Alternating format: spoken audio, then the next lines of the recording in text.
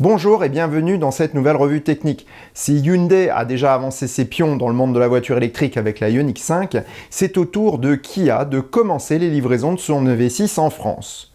Ayant eu l'opportunité de l'avoir en concession, je vais vous en décortiquer la technique et la gamme. Elle répond comme sa cousine Hyundai à une demande en croissance exponentielle en Europe et pourrait bien s'y tailler une place de choix. Voyons quels sont ses atouts et ses faiblesses.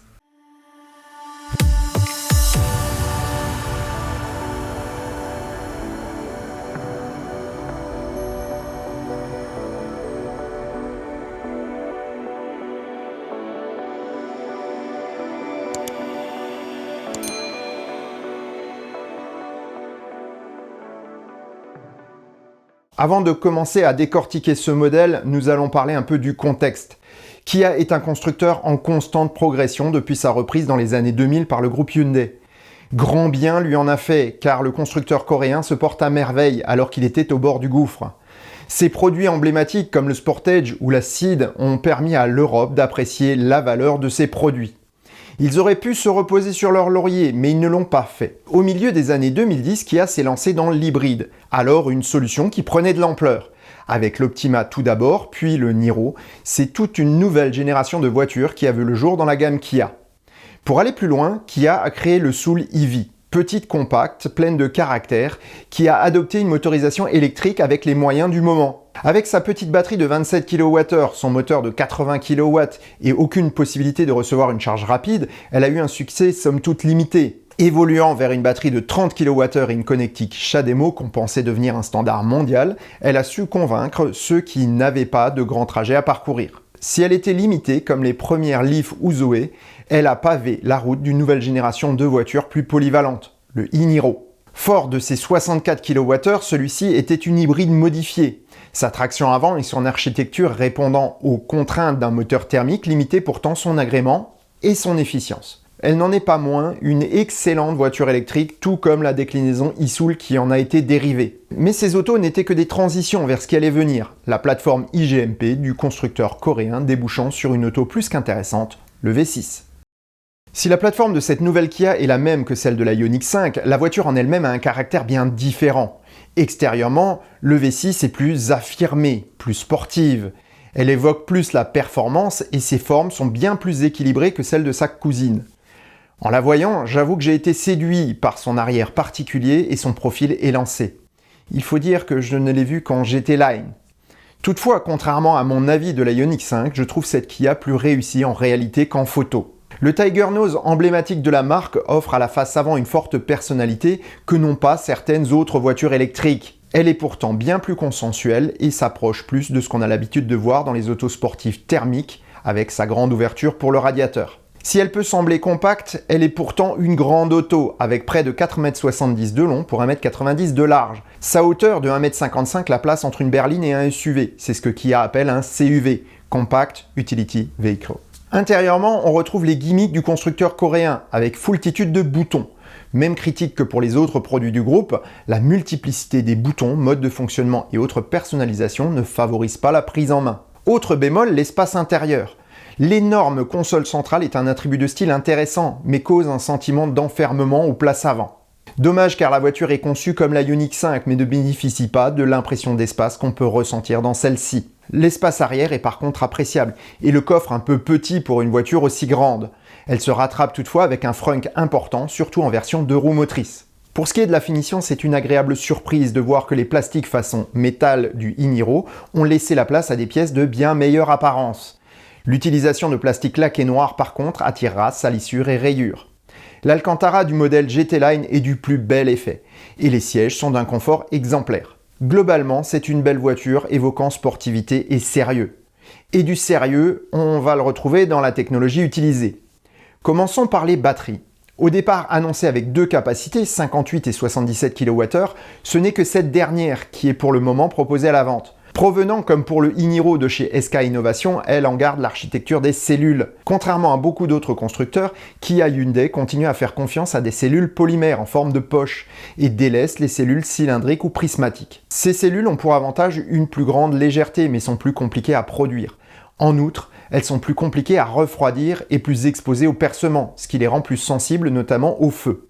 Elle nécessite donc un compartiment batterie plus renforcé, et donc plus lourd et plus cher. Nous verrons que cela a son importance plus tard. Pour contrer la moindre dissipation de la chaleur, surtout en charge, Kia a adopté la méthode de l'augmentation de la tension du pack.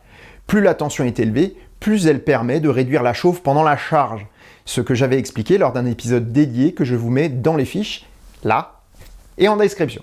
Le V6 dispose donc d'une charge rapide compatible avec le réseau 800 volts de Ionity par exemple, dont le constructeur est partenaire. La puissance de charge maximum est pourtant limitée à 239 kW contre 350 pour la plupart des autres autos bénéficiant de cette technologie.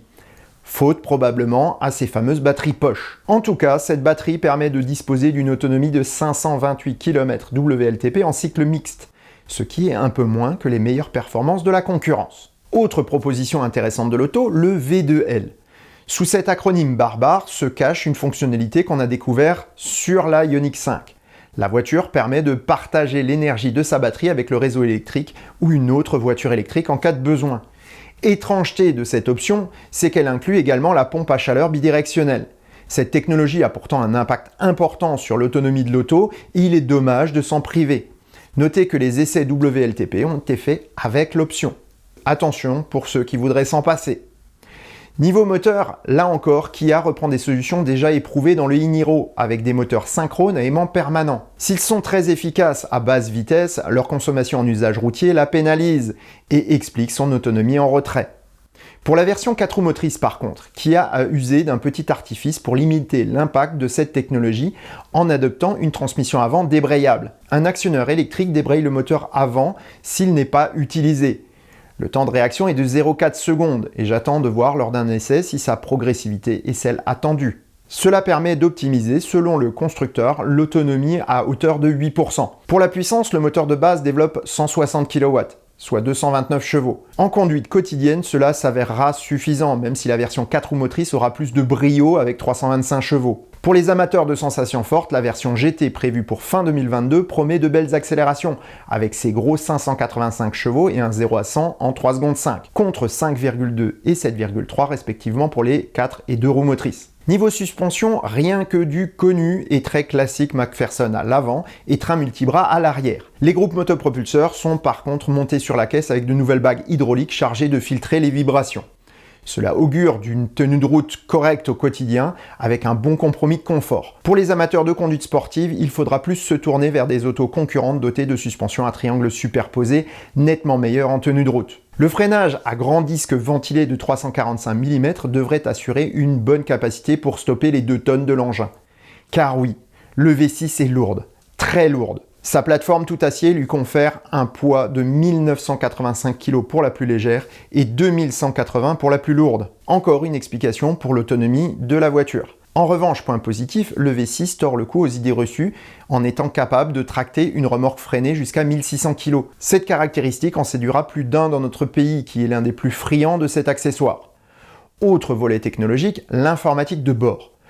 2 écrans de 12,3 pouces ornent la planche de bord. Le central bénéficie du GPS et du Kia Connect, tous deux mis gratuitement à jour pendant 7 ans. Il n'est toutefois pas précisé si ces mises à jour seront faites automatiquement par la connectivité de l'auto ou par les concessionnaires au moment des révisions. Le planificateur de trajet permet de trouver rapidement des bornes de recharge compatibles, et en particulier celle du réseau Ionity, dont le constructeur est actionnaire. L'application smartphone Uvo Connect est bien entendu de la partie, tout comme Apple CarPlay et Android Auto. Pour l'audio, Kia a fait confiance au britannique Meridian avec un système de haut-parleurs actif en série sur GT Line et GT. Toujours sur la version GT Line, un affichage tête haute projeté sur le pare-brise offrira des fonctionnalités de réalité augmentée. Niveau aide à la conduite, les fonctionnalités de série sont limitées à un régulateur adaptatif, un suivi de voie et un freinage d'urgence autonome. Pour disposer d'une réelle aide à la conduite de niveau 2, il faudra passer à la version GT Line et prendre le pack de système d'aide à la conduite avancé. Le pack proposé sur les Active e-Design est quant à lui amputé de plusieurs fonctions pourtant importantes, comme la gestion des angles morts. Encore une fois, beaucoup de fonctions, d'affichage et de configuration possibles. Voilà qui permet de personnaliser sa voiture, mais risque d'en dérouter plus d'un. On en arrive désormais au nerf de la guerre, le prix. Et là, il faut bien dire que c'est la douche froide. La gamme commence à 47 990 €, excluant la voiture du bonus écologique maximum en France, Cela freinera forcément ses ventes dans l'Hexagone et lui interdira de figurer au top des ventes, même si l'auto le mérite. Enfin, ça c'est pour les versions disponibles actuellement. On espère que l'apparition de la version 58 kWh corrigera cette importante lacune dans le positionnement tarifaire de l'auto.